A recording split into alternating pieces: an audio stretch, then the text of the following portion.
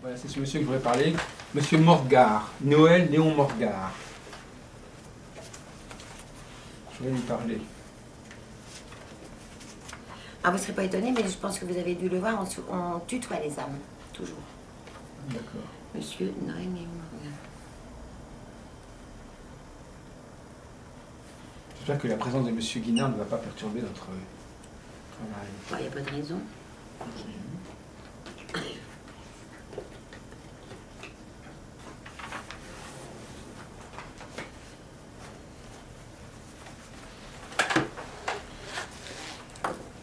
Alors, monsieur Morgard, donc il faut le tutoyer, c'est ça? Oui.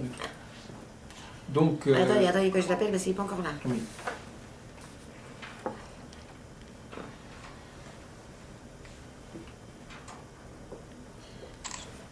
Alors, monsieur Noël Léon Morgard, est-ce que tu es là, Noël?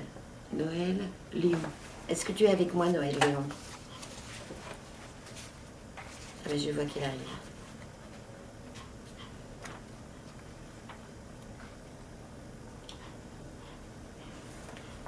Alors,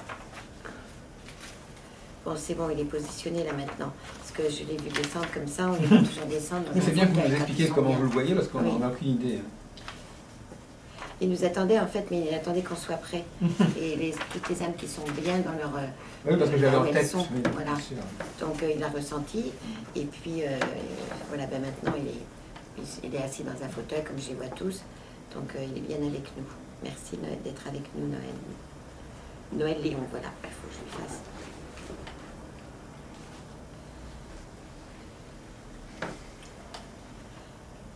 Alors, moi je le vois avoir un livre sur les genoux. On va lui demander pourquoi il a un livre sur les genoux. Noël Léon, est-ce que je peux savoir ce qu'est le livre que tu as sur tes genoux? C'est un livre que je continue d'écrire. Alors moi, ce qui m'intéresse, c'est qu'il nous parle du livre qui s'appelle Les prophéties, qu'il a écrit à peu près en 1600.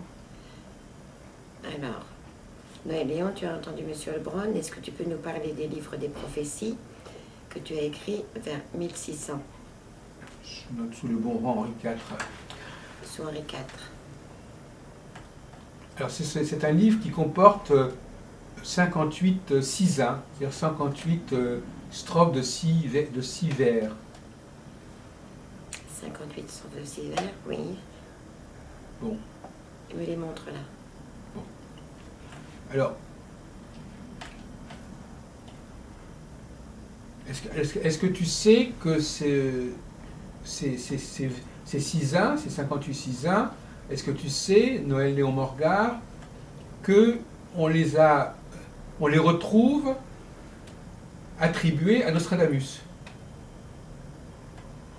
Comment c'est possible que ces cisins, ces strophes de 6 pieds des prophéties, est-ce que tu sais qu'on les a après intégrés, mis à l'intérieur de ce qu'on appelle le travail de Nostradamus? Oui, elles appartiennent à Nostradamus. Elles appartiennent à Nostradamus, celles-ci. Ouais, il me dit en plus, il ne faut pas trop chercher. Comment ça s'est fait? Il y a trop de temps entre tout cela, mais elles appartiennent à Nostradamus. Donc lui-même, il les a trouvés où, lui-même? Il les a repris où? Il les a copiés où?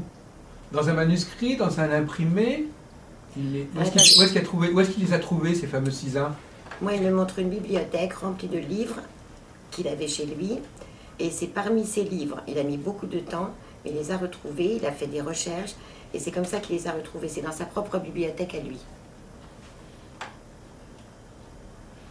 Et donc, alors pourquoi est-ce que quand il les a publiés, ces cisins, pourquoi il n'a pas dit qu'ils étaient de Nostradamus? Il les a mis sous son nom. Parce qu'il n'avait pas envie de le faire, tout simplement. Il me dit. Oui. Ben, ça veut dire qu'ils n'étaient pas... S'il l'a fait, c'est quelque part que à l'époque, on les avait pas... C'était pas encore connu comme étant de Nostradamus. Alors, il me rajoute, il l'a fait pour le bien des hommes, pour le bien par la suite des hommes, pour les hommes en fait. Il l'a fait pour rendre service à n'importe quel moment. D'accord. mais il les avait trouvés dans une édition imprimée, dans un livre qui était imprimé, ou est-ce qu'il les avait trouvés dans un manuscrit où il les avait recopiés? Ça, il ne peut pas vous dire exactement parce que il a consulté beaucoup de livres qu'il achetait ou qu'il trouvait, et tout était dans sa bibliothèque. Mais c'est petit à petit qu'il a trouvé un livre où il y avait ces Césaires. Et comment il sait qu'ils étaient de Nostradamus? Ah ben parce que ça lui est venu de suite. De suite. Ah d'accord. Il a ressenti tout de suite. Mais après, il a encore fait des recherches. Il a fait des comparaisons aussi avec d'autres livres qu'il avait. Enfin, c'était quand même un grand... Enfin, il dit, j'ai cherché beaucoup, mais j'ai toujours été persuadé que ça venait de lui de suite. D'accord. Donc, il voulait que ces documents soient connus du public, en fait. Oui. Alors qu'ils ne l'étaient pas. Ils étaient plus ou moins cachés, ou plus ou moins dans les bibliothèques, ils n'étaient pas publiés. Ce qu'il me dit aussi, c'est que Nostradamus avait ce tempérament-là de produire, de montrer, de faire connaître ce qu'il voulait, et d'autres les mettaient en réserve. Il trouvait que c'était pas le moment de les faire divulguer. Alors, quelquefois, il en oubliait aussi, parce qu'il les cachait bien. Il est caché bien. Moi, je vois toujours ce coffre. Hein. Il me semble me rappeler que j'avais vu un coffre avec Nostradamus. Et ce coffre avait une très grosse serrure, une grosse clé. Et c'était dans ce coffre-là qui était mis ce qu'il écrivait, qui ne voulait pas que personne y touche, bien sûr, et surtout pas divulguer tout de suite. C'était... Ouais. Je l'avais vu, cet immense coffre, je me souviens. Je me souviens de ça. Il y avait un coffre. Nostradamus avait un coffre, ouais. Et avec une très grosse serrure, c'est lui qui avait la clé, toujours sa clé, et tout ce qu'il ne voulait pas que les autres voient ce qu'il écrit, il le mettait dans le coffre. Mais Morgar, lui, il était au courant de ce coffre, parce qu'il a vécu quand même beaucoup plus tard. Pas du tout, il n'était pas au courant. Oui, donc c'est vous qui dites ça. Ils sont sortis après. Ah oui, c'est ça, donc vous n'êtes... c'est pas lui qui vous parle du coffre, c'est vous qui le dites. Non, c'est moi qui le dis. Ah oui, vous le dites. Je me souviens. Vous êtes branché... Ah oui, d'accord. Voilà. Je me souviens du coffre. J'avais dit à un moment donné d'une vidéo, c'est pour ça. Oui, oui, d'accord, vous faites référence à ça. Oui. Voilà. Oui, d'accord. Non, c'est pas lui. Effectivement, ce que dit Morgar, c'est quand même que ces documents qui n'étaient pas très, disponibles, c'est ça qu'on ne connaissait pas. Bon, d'accord. Est-ce qu'il est au courant est-ce qu'il a vu lui-même, de son vivant, Morgar, est-ce qu'il a vu de son vivant, justement, la publication sous le nom de Nostradamus de ces fameux Cisains qu'il avait déjà lui-même fait imprimer? Est-ce qu'il a assisté à cette... est-ce qu'il a vu que le travail qu'il avait fait de rassembler ces 58 Cisains, après c'est apparu dans le cadre de Nostradamus de façon officielle, puisque lui, il ne l'avait pas fait officiellement sous le nom de Nostradamus. Par la suite, tout le monde a su que c'était du Nostradamus, c'est ça qu'il a voulu dire? Ou lui, il a été... Parce que j'arrive pas à comprendre pourquoi il a publié du Nostradamus sans mettre le nom de Nostradamus sur les prophéties. Il s'est attribué, comme il a dit, il s'est attribué ces prophéties, oui. Alors qu'il savait qu'elles étaient de Nostradamus, ou qu'elles étaient attribuées à Nostradamus, mais après, il a quand même vu que tout le monde, finalement, les gens ont compris que c'était du Nostradamus par la suite. Oui, alors ce qu'il m'explique, c'est qu'à cette époque-là, chaque écrivain, en fait, on va dire, chaque écrivain comme lui, faisait très attention à ce qu'écrivaient les autres, essayait de trouver des choses très importantes, sans pour les avoir autant écrites, voulait s'en servir.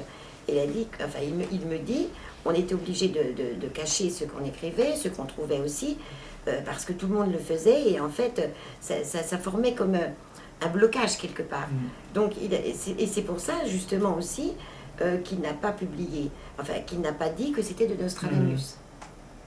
Il y avait trop de précipitation, dès que quelqu'un trouvait quelque chose d'intéressant, tout le monde voulait s'en approprier, mais de différentes façons. Quitte à changer quelque chose, des fois, il me disait. il me dit. Mais alors après, apparemment, il y a des éditeurs qui ont pris le travail qu'a fait M. Morgard, ou alors qui ont été à la même source et qui, eux, l'ont mis sous le nom de Nostradamus véritablement. Bon. Bon, écoutez, on va lui dire au revoir, on va passer à quelqu'un d'autre pour terminer notre réunion. Merci Noël Léon. Merci beaucoup, c'est très éclairant. En tout cas, c'est une petite connexion là, qui me manquait dans ma connaissance. Je fais un petit clin d'œil. On avait même son portrait, mais j'ai oublié d'apporter son portrait. Alors on va, pour ne pas trop vous fatiguer, on va passer à un dernier monsieur qui s'appelle Pierre Duruot, qui est troyen. Voilà. C'est lui qui a écrit ouais, il écrit tout ça, il a publié tout ça. Duruot, R-U-A-U. Duruot, R-U-A-U. Il s'appelle Pierre, c'est ça? Pierre Duruot. Ah oui, d'accord.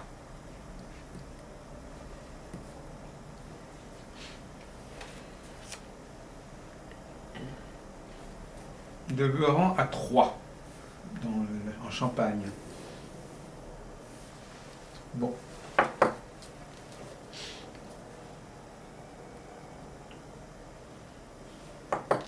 Et c'est quoi lui? C'est un écrivain? C'est un libraire, Ah, c'est un éditeur. C'est un éditeur d'accord. comme d'autres Ok. qu'on a vus, comme Antoine Duron. Comme, Alors, Pierre, je suis Geneviève, avec Monsieur Lebrun. Est-ce que tu peux venir nous parler?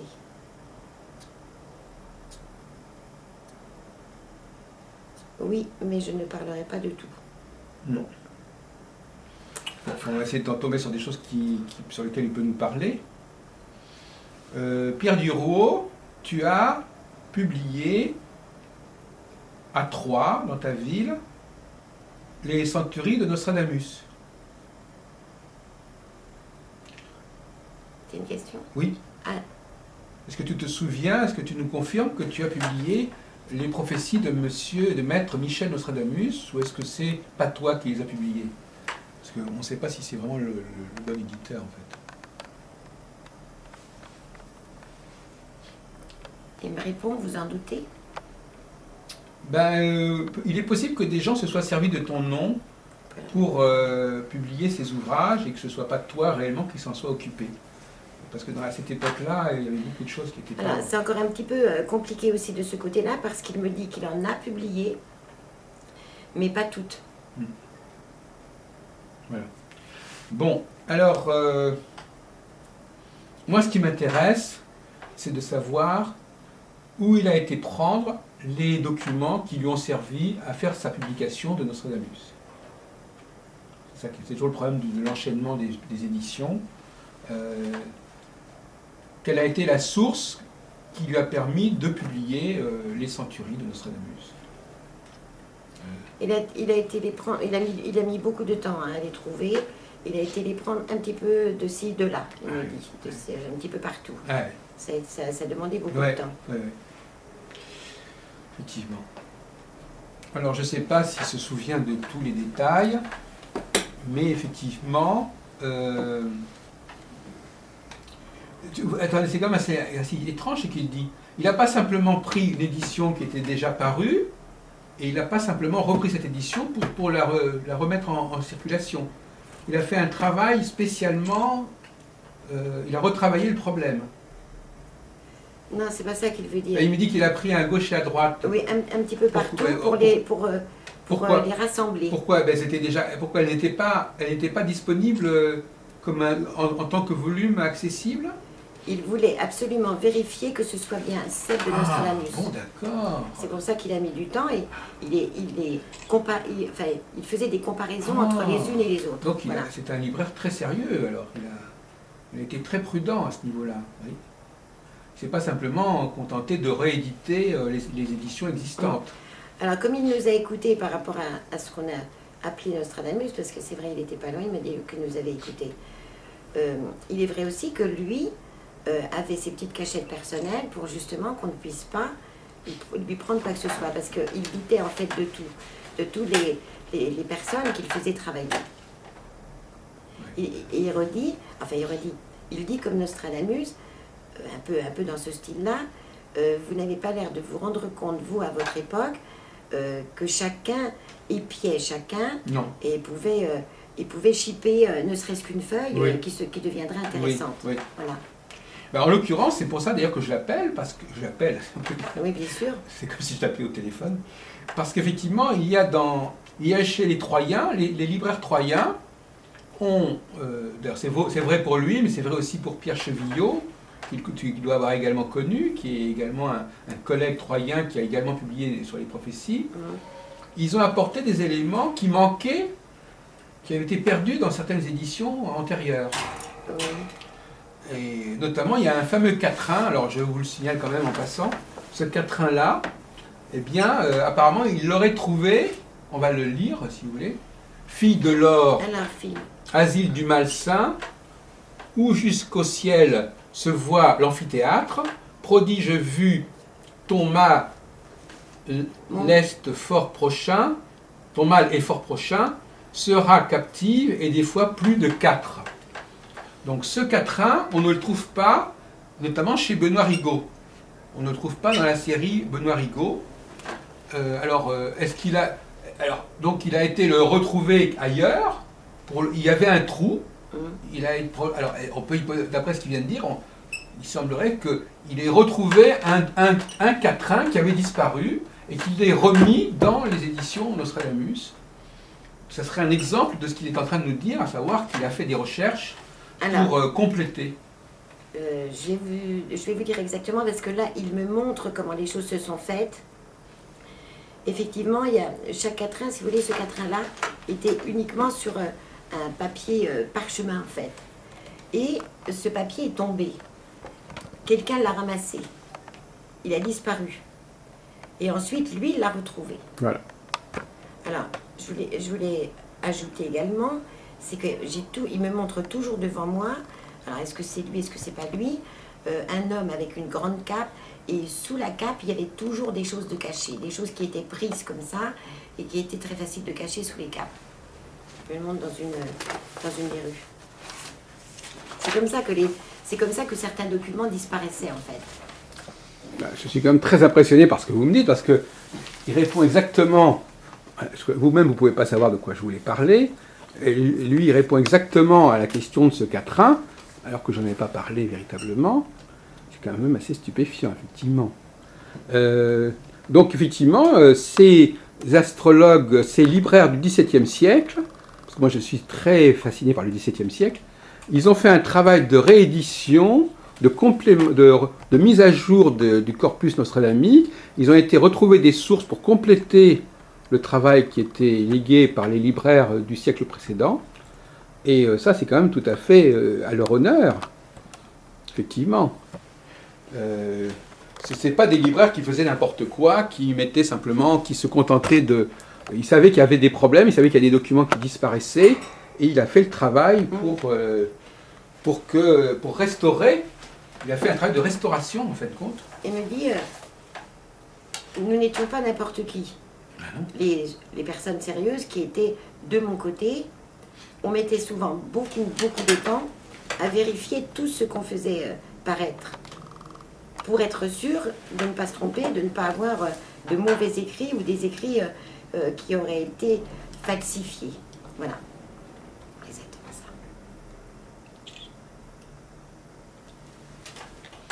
Oui, mais ça c'est une découverte. Moi je crois que c'était simplement un libraire qui faisait comme ça son travail. Mais quand j'ai vu qu'il avait apporté des éléments qui manquaient, je me suis dit, voilà des gens quand même qui ont fait un travail. Alors peut-être que je ne savais pas si c'était Pierre Dureau lui-même. En tout cas, je me disais, il a récupéré un travail qui était beaucoup plus sérieux que celui de ses prédécesseurs. Effectivement. Est-ce qu'il sait pourquoi ce quatrain avait disparu? Pourquoi est-ce qu'il y avait des éditions où il n'y avait pas ce fameux quatrain? Ça gênait quelque part? C'est tout simplement une feuille qui est tombée. Ah oui, c'est ça, c'est un copiste, ouais, oui, c'est ça. C'est ça. C'est un copiste qui n'a pas remarqué qu'il y avait un... Voilà. C'était même pas intentionnel, en fait, compte. C'est une étourderie, voilà. Effectivement. Mais, alors, il ajoute aussi, il y a quand même des copistes qui étaient très attachés à pouvoir en shipper de temps en temps. Oui. voulez dire Pour s'en servir. quel était l'intérêt des copistes à Pour s'en s'emparer servir. de... Pour s'en servir à un moment donné. Oui.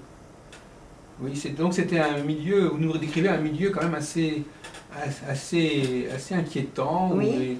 les gens s'épient, où les gens récupèrent des choses, et il faut donc être extrêmement vigilant pour faire des éditions. Là, attendez, il me montre quelque chose. Pourquoi, Pierre, tu me montres une rose?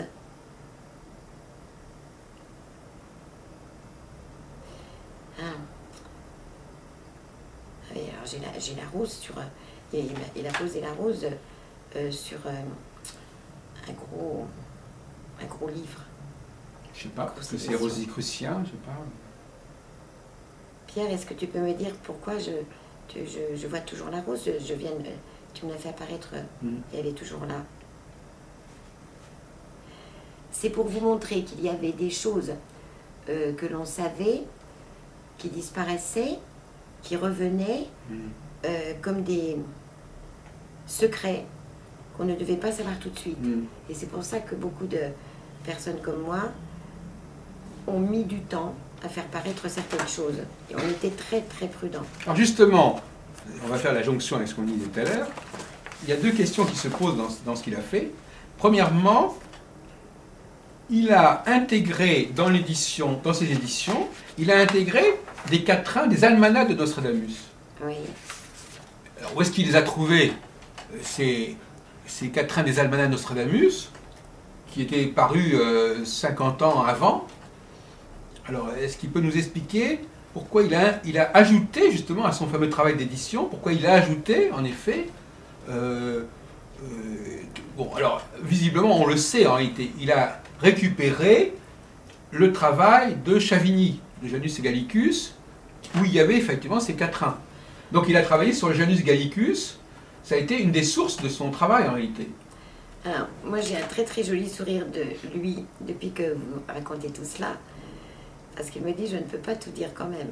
D'accord. Mais enfin, visiblement, et M. Guinard d'ailleurs allait dans cette direction, visiblement, il s'est inspiré du Janus Gallicus, et dans le Janus Gallicus, il se trouve qu'il y a en effet le fameux quatrain dont on parle sur la fille de l'or. Donc effectivement, parmi les sources dont il s'est servi, il a récupéré le gros volume de Jean-Aimé de Chavigny, le Janus Gallicus, dans lequel il a récupéré les quatrains, certains quatrains qui étaient commentés, pas les autres, et il a récupéré aussi probablement le fameux quatrain dont on a parlé tout à l'heure. C'est un tour de passe-passe. Il me répond. Oui. L'influence du Janus Gallicus sur Duruo est indiscutable. Il a puisé dans ce volume, alors, ce qui fait que ça remonte le problème autrement. D'où le Janus Gallicus tenait-il ces documents? Alors, il me fait penser, et me dit de le dire, penser à Arsène Lupin. Ah, il connaît notre époque. Ils connaissent beaucoup de choses. Parce que jusqu'à présent, on n'avait jamais eu de référence un peu anachronique. Si, ils savent beaucoup de choses là, de notre époque. Oui, alors Arsène Lupin, c'est tout un programme, Voilà. Arsène Lupin. Oui. Ça veut dire beaucoup de choses, et il le dit ça. Ça Ouais. veut dire beaucoup de choses. D'accord. Bon, alors effectivement, de toute façon, là, il n'y a pas de grand mystère, en fait. Bon, par contre, le mystère, il est, pourquoi, alors, tout à l'heure, on a parlé avec Morgar, visiblement, il a également récupéré les Cisins de Morgar. Donc, où est-ce qu'il a été chercher les fameux Cisins dont on parlait tout à l'heure? Voilà. Donc, il a rajouté dans ses éditions les prédictions admirables pour les ans courants de ce siècle. Bon, alors il les a mis à la suite et à la fin de son édition de Nostradamus des Centuries. Alors, est-ce qu'il a été les chercher chez Morgar? Parce qu'on vient d'interroger Morgar tout à l'heure. Il a pris le travail de Morgar et il l'a intégré dans son travail? Il n'y a pas que Morgar, il me dit. D'accord, oui, mais bien sûr, Morgar lui-même avait ses propres sources. Il n'y a pas que Morgar. Il me montre qu'il a été un petit peu papillonné partout pour justement se faire comme un dossier, c'est ce que vous dites en votre époque, un dossier qui se complétait au fur et à mesure. Ça a demandé des années. Hein. Oui. D'ailleurs, la preuve, c'est qu'il a même utilisé des quatrains qui figuraient dans les éditions ligueuses de 1588 et 89, et les a rajoutés à la suite. Donc il a fait un travail extrêmement fouillé, puisqu'il a même rajouté des quatrains qui n'étaient même pas chez Benoît Rigaud. Par exemple, autre quatrain de 12 sur la centurie 7e, ça, il a fallu qu'il compulse les éditions ligueuses de Meignier, la veuve Rosset, etc., pour pouvoir l'intégrer dans ce volume, qui est donc une sorte de compilation extrêmement extensive de tout ce qui était paru sur Nostradamus depuis l'époque de la Ligue. Il a vraiment fait un travail tout à fait monumental, qui va même au-delà de celui de Chavigny, d'ailleurs. Alors, il me répond à tout ça parce qu'il vous a bien écouté, qu'à leur époque, ils prenaient le temps de réfléchir, de trouver, qu'à notre époque, nous allons toujours trop vite. Oui. C'est comme ça que vous comprendrez tout ce qui s'est passé, tout ce qu'il a fait, tout ce que les autres aussi ont fait. Alors, il vous dit aussi qu'il travaillait quand même beaucoup. Alors, dernière question que je voudrais poser à Pierre Duruot. Est-ce qu'il pense véritablement que tous ces quatrains ou ces sisains sont l'œuvre de Nostradamus, ou est-ce qu'il pense qu'en fin de compte, il a pu aussi avoir récupéré des choses d'imitateurs de Nostradamus ou de gens qui ont voulu continuer Nostradamus? Nostradamus a toujours été un peu falsifié. C'est-à-dire qu'il y en avait qui commençaient à s'intéresser à lui de par ce qu'il faisait, ce qu'il écrivait. Donc il pouvait prendre un début de quatrain et falsifier. Le retoucher. Après certains, le retoucher, voilà. Il en a été fait beaucoup, il me dit. Et c'était pour ça que, il me dit, vous comprendrez mieux sur la Terre le temps que l'on mettait avant d'être sûr de nous. Bien sûr. Effectivement. Oui. Je trouve qu'il y a une différence énorme entre la façon de travailler par amour de ce qu'il faisait. Et que nous, c'est pas la même chose. Nous, on découvre un peu mieux le travail que faisaient ces gens-là à l'époque, en effet.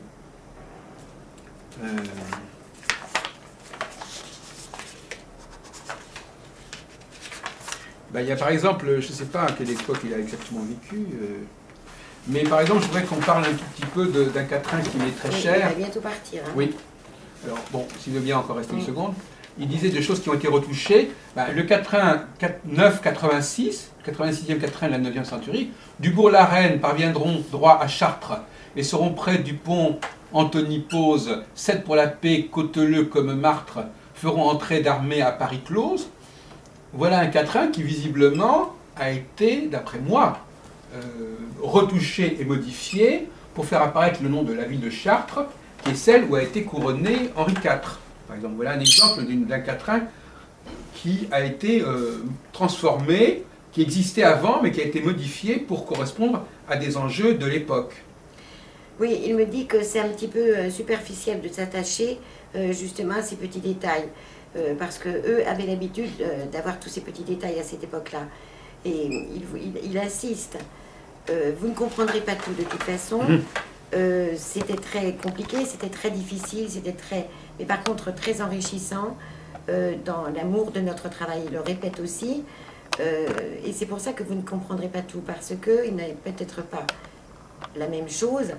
Il répète aussi, à votre époque, mettez-vous à essayer de vivre à l'époque où nous vivions. Oui. À cette époque-là, les prophéties avaient une importance beaucoup plus grande qu'aujourd'hui. Ils avaient directement ça avait une écoute, ça avait un impact beaucoup plus important, donc on ne pouvait pas dire n'importe quoi. Ça avait une influence considérable sur l'opinion publique. Il me dit, je vais vous quitter, il est temps. Voilà. Merci Pierre. Bon, écoutez, je vous remercie. Geneviève, si vous êtes fatiguée, on va s'arrêter. C'était bien agréable en tout cas. Oui, c'est vrai parce que c'est pas que ça me fatigue d'appeler les âmes, mais c'est tout ça que j'y comprends rien du tout. Alors, heureusement. Et je vous dis exactement, il y a des fois je ne comprends pas ce que vous me dites, mais il me répond parce que... Oui, mais c'est ça qui est important. Moi je ne comprends pas. C'est bien, c'est bien. Moins vous comprenez, mieux ça vaut d'ailleurs. Oui, parce que ça c'est vrai que Nostradamus c'est très important, mais... Non, mais si on interrogeait Nostradamus sur des choses banales, cette expérience n'aurait aucun intérêt. Ils ne peuvent pas non plus se rappeler tous les petits détails. Si vous remarquez bien, les réponses sont un ensemble. Oui, oui. Non, mais c'est pas...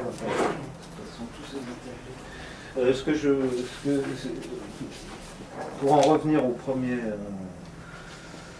premières interviews que tu as fait avec Morgan, il dit pas que c'est Nostradamus, le quatrain.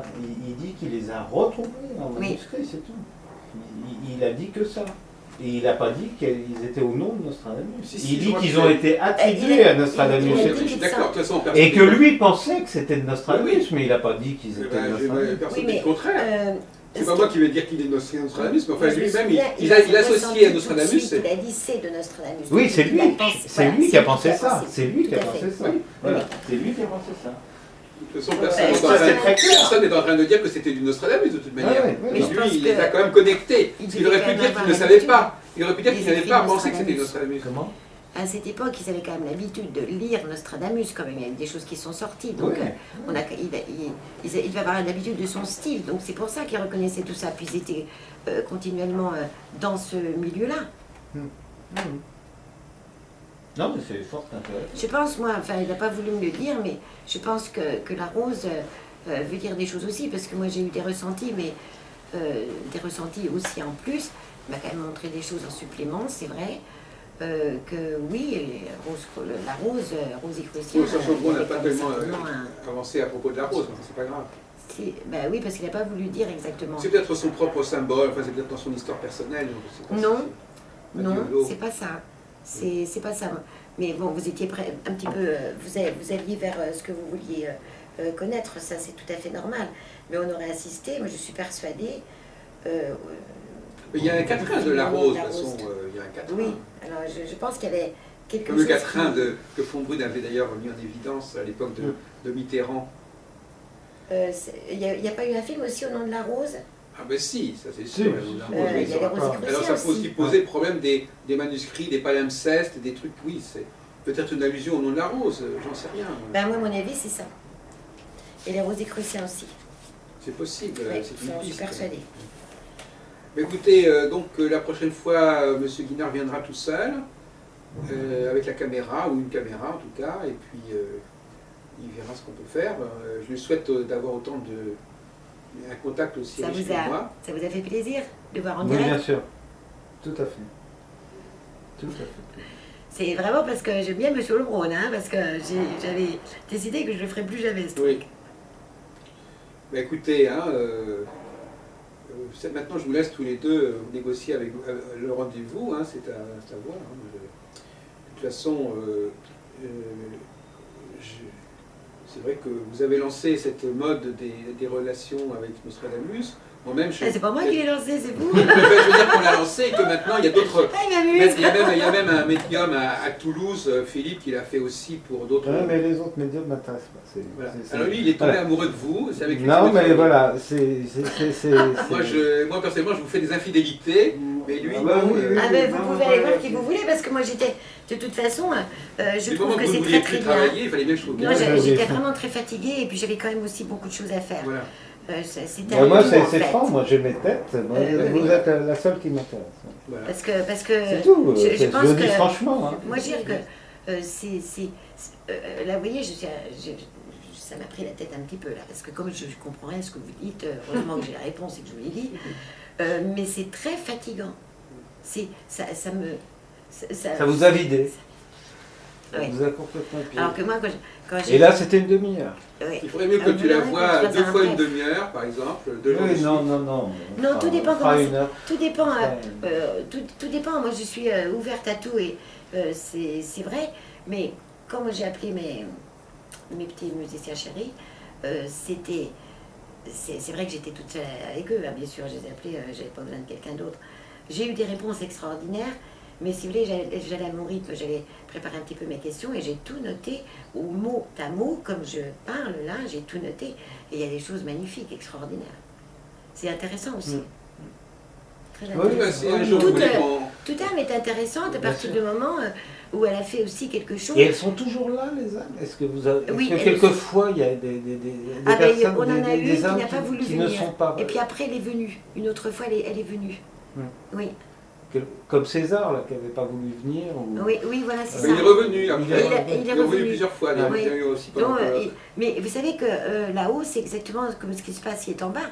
Il y a encore des jalousies. Hein. Parce qu'une âme ne meurt jamais, on est immortel. Donc ils ont le même tempérament là-haut qu'en bas.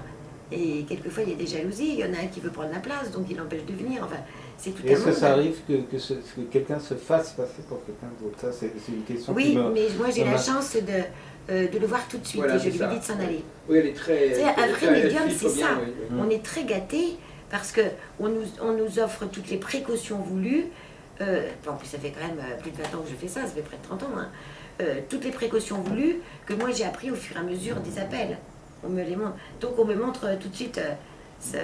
Tout de suite. Donc je lui dis de partir. Les âmes sont très obéissantes, elles partent, mais par contre elles peuvent revenir. Oui. C'est pour ça qu'on ne sait pas du tout comment ça va se passer avec M. Guinard, en fait. Peut-être qu'il non, n'aura pas le même contact. C'est toujours une découverte. Peut-être un meilleur contact que toi. Ou un moins bon. De toute façon, à partir du moment où il vient... Probablement un moins bon. À partir du moment... La Rose, je ne vous l'ai pas dit parce que bon, je ne veux pas intervenir moi, dans la conversation, mais dans les appels et tout ça. Mais la Rose, il me l'a offert. Ça veut bien dire des choses. J'ai un petit sourire de l'autre. Moi, oui, ils ont l'habitude quand même que les appels, quand même, la Rose. Ça... Alors, moi, ce que je voulais vous dire aussi, c'est que quand, remarquez bien, des vidéos, quand justement on parlait de Nostradamus et tout, il y a eu des manifestations d'entités sur le tableau là, et qu'on voit très très bien la vidéo qui bouge. Il y a eu une femme qui s'est positionnée au-dessous de la main de Dianour. Il y en a ça, c'est notre spécialité, Madame Geneviève. Elle voit des choses apparaître sur les photos qui sont chez elle. Moi, ce que je disais à M. Lebrun, je trouve qu'il n'y a pas du tout de personnes trop évoluées, très évoluées spirituellement. Moi, je vous trouve tous très terre à terre. Et terre à terre, ça veut dire que vous êtes là aussi sur terre quand même pour évoluer un petit peu. Et chacun a son libre arbitre de choix et on peut ne pas le faire. Là-haut, ils s'en arrangeront.